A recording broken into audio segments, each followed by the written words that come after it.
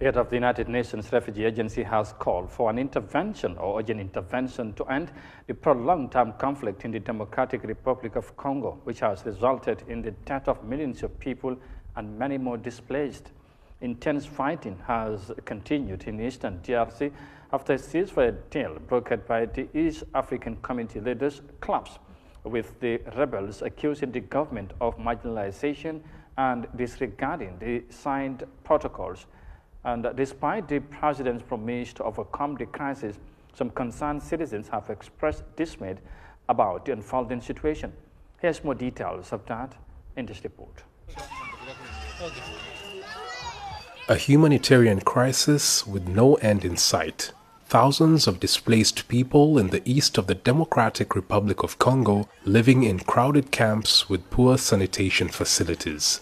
They fled fighting between Congolese forces and the M23 rebels in North Kivu province. The fighting is the latest episode in a much longer conflict that dates back to the 1990s. The head of the UN Refugee Agency is now calling on the world to do more to stop the violence. Since the violence has erupted in eastern DRC, between 10 and 12 million people have perished, have died.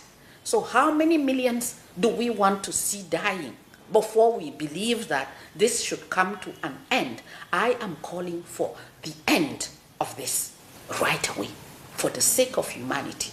The warring parties have, however, continued fighting. A ceasefire deal brokered by leaders from the East African Community earlier this year collapsed after fighting returned in October. The M23 rebels accused the DRC government of marginalizing the minority Tutsi ethnic group in eastern DRC and failing to honor a peace deal signed in 2013.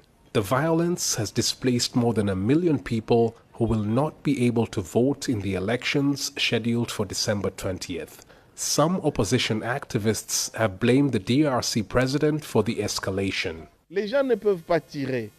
It is not right for people to fail in their mandate as far as security is concerned and then bring it forward as a reason to stay in office. It's shameful for anyone to boast of their own incompetence. We will be firm in our approach to this matter. But President Felix Tshisekedi has promised to put an end to the violence in eastern DRC. UN experts and the DRC government have blamed Rwanda for backing the M23 rebels, a charge that Rwanda has denied. Fighting has been raging in eastern DRC as the country gears up for presidential elections in December. Both the Congolese government and the M23 rebels seem determined to resolve their differences with a decisive military victory.